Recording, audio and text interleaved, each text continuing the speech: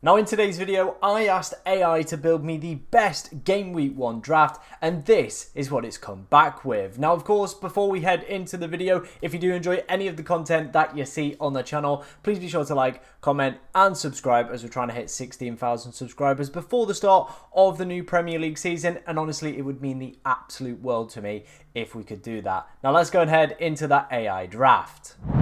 Now, before we take a look at the team itself, it is, of course, coming from Fantasy Football Hub. Now, as you can see on screen, this isn't the AI team. Don't worry, this is one of my most recent drafts I've been kind of playing around with. I'm liking the look of Jared Bowen over the course of pre-season. So I thought, what would the Fantasy Football Hub give my most recent draft? And it gave it a 95% team rating. Of course, if you want to go and get your team rated for free, you can do in the description. There's so many great features as well that have been added to the website this season. Overall, it's just a really good experience and was one of the main tools that helped me achieve a top 10k finish last season, and I would highly recommend it for you guys as well. Of course, to hop on, go and get your team, just go and get the team rated for free to start off with. Then of course try some of the premium features, and if you enjoy them, of course sign up, and using my link, it helps support my channel as well, so it's a win-win for the both of us. Now let's head into the defense of the AI team then, and this is what it has selected so far. And it's controversial, let's put it that way. Sanchez in goal at 5 million, I think is a very easy set and forget, and I think becoming pretty template as the goalkeeper pick. Chelsea's defensive numbers last season were great. Of course, as well, their 11-5 projected numbers, and a lot of numbers as well from other predicted markets, are looking pretty decent over the opening couple game weeks. And I think, like I said, if you're planning like a long wild card as well, he could just be, like I said, a very good set and forget. Let's talk about Pedro and Van de Ven then, and this is where things for me feel a little bit off in the AI's draft. I don't mind the Spurs defense too much, maybe one pick, and I think Pedro is probably starting to lead the way as kind of that one pick, with James Maddison being out for probably the season now, doing his same knee, and that could potentially be the end of his career as well, which would be quite sad. But getting sidetracked, Pedro could now be taking quite a lot of set pieces, and at 5.5 million for a defender that, you know, picked up 6 defensive contribution points last season, so he's not, you know, the most kind of versed in that skill set, but he is good at picking up those attacking returns. If he's going to be on set pieces as well, that potentially could offer him up as a decent option. Van de Ven as well, maybe the more defensive contributions if you're fancying going a little bit cheaper, but the double up for me just feels a little bit wrong. What I've done is head over to Fantasy Football Hub and look at the expected goals conceded from last season, see which are the worst defences, and as you can see there, Spurs were the worst defence for this metric that survived within the Premier League last year. Everybody else, the bottom 3, Southampton, Leicester, Ipswich, were of course all the teams that you did target every single season. Now people are probably going to be saying to me, look, they've got a new manager, they've got a new way of playing, they've got a new system. Well, you see in Brentford are down there as well. They're not, again, and haven't been for the past 2 seasons, one of the top defences within the league. Now, of course, there is a difference between them and Spurs, but overall, they're still not, you know, like this amazing defence. Thomas Frank's not, you know, some defensive masterclass genius. That's just not the case. So, again, feel like that double up.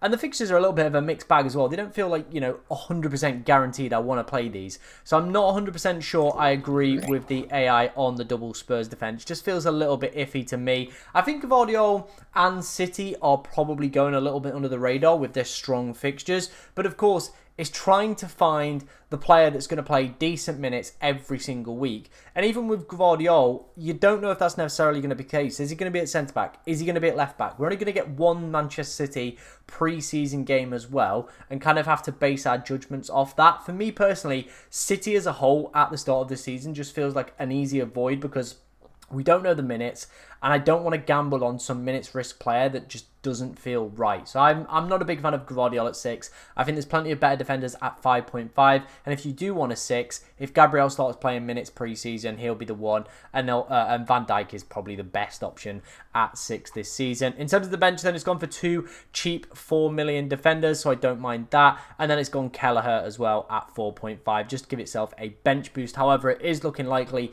that we might get a 4 million goalkeeper option as well. So it'll be interesting to see when we do this a little bit closer to the deadline, whether or not it does decide to change out that goalkeeper as well within the bench slot. Now, heading into the midfield, it's going to start off with a pick that I've seen a few people talk about, but not many. And it is going to be Yuri Tielemans. And I think the main reason that the AI is picking him, of course, he could be one of those players that could do well for defensive contributions, but it is the penalties that could be the big appeal for him coming in at 6 million. However, I think with the minutes that Daniel Marlon has seen across pre-season and the form that he's shown there as well, he probably comes in a better option for me at that 5.5 million range. I think as well, if you could find maybe that extra million, I think probably Morgan Rogers is a better pick than Tielemans. I like the Villa fixtures. I've been very, very bullish on them on the course of pre-season. But that, for me, just doesn't feel like a great pick in my personal opinion. Salah and Palmer, probably going to be the set premium duo that most FPL managers go with. And the AI has also selected that as well. Mohamed Salah, top of the predicted points on the Fantasy Football Hub for captain in game week 1. And interestingly, his highest total over that time period as well. So maybe the triple captain potentially could be a route for, some people that are, looking a little bit iffy on the bench, not fancying the bench boost. Bournemouth, of course, losing pretty much their whole entire back line. Maybe you're thinking Salah could be the man to go for with an early doors triple captain. Play it a little bit different if you did fancy it as well.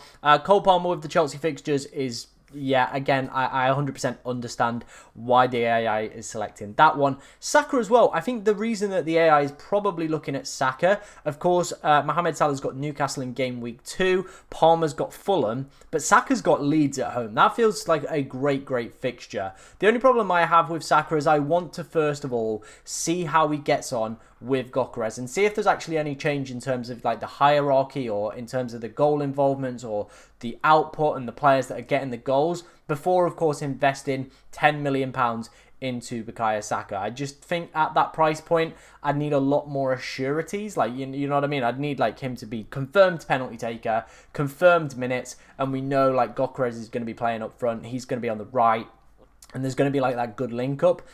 I'm just not feeling it right now, so I don't think the 10 million is going to be justified for me. So I'm a little bit, not 100% sold on that one by the AI. A player I do like, though, that it has selected on the bench and I think will become very popular by the time we get to the game week 1 deadline is, of course, going to be Granit Xhaka coming in at that 5 million mark. Now, of course, he's probably going to be creaming up the defensive recovery points and going to be absolutely smashing DEFCON all over the gaff, to be honest, and has got some attacking returns within the locker as well. We've seen that with Leverkusen, we've seen that with Arsenal. He can pick them up over the course of that, and I think he definitely has the ability to probably be this year's Anderson. And just tick along nicely across the course of the season. The big concern most people have will be his cards. But if you look over the past few seasons, his card numbers have actually been quite low. And it's a little bit of a myth that he is one of these players that picks up prolific cards over the course of a season. But of course, he is going to be playing for a newly promoted side. Do you really want to maybe gamble there? I don't know. I'm a little bit unsure of that one. But for 5 million, feels like pretty good bench fodder that you can, of course, slot in when you do need a player to play. Now, before we head into the forwards, of course, like I said at the start of the video, if you want to go and get your team rated by Fantasy Football Hub, there is a link in the description. It's completely free to do, and I would highly recommend you guys go and check it out as well. Right, let's dive into the front line then. And as you can see here, we've got Mateta, Beto, and Wood. I think for the majority of the draft, it looks quite good. Then we get to the forward positions, and I do just think there's a little bit of honk. Like, the Palace opening 3 fixtures aren't good. They're not investable for me personally. That's how I feel. But Mateta is having a cracking pre-season. Already 4 goals under his name. It is just those opening 3 fixtures where I think, man, I really, really don't like paying 7.5 million for a guy that I feel maybe could only score 1 over that time period. Like, yeah, it just feels like a lot. I think he will be a really, really good asset again this year. But off the bat, at the start, I'm a little bit unsure whether or not he is the right time to jump on Crystal Palace attackers. So I'm not 100% convinced on Mateta. Beto, if you saw the summer series and saw David Moyes' comments, he basically said, Beto's not good enough. He needs to book his ideas up. They've obviously signed Barry. So all that kind of coming together for me feels like maybe Beto starts the first game.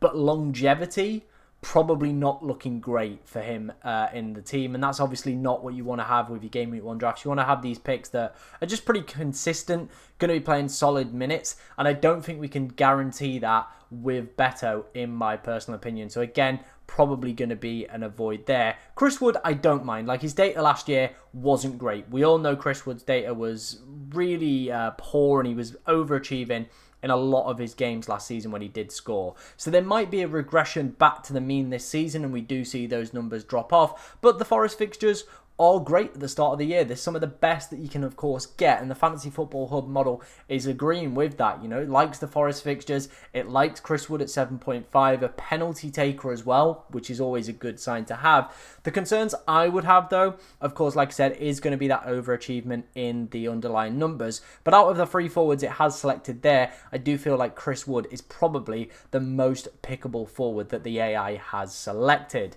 Of course, if you did enjoy today's video, make sure you like, commenting and subscribing, and like I said, if you want to get your team rated for free by AI, there is a link in the description. But thank you very much for watching today, ladies and gentlemen, and good luck in game week 1.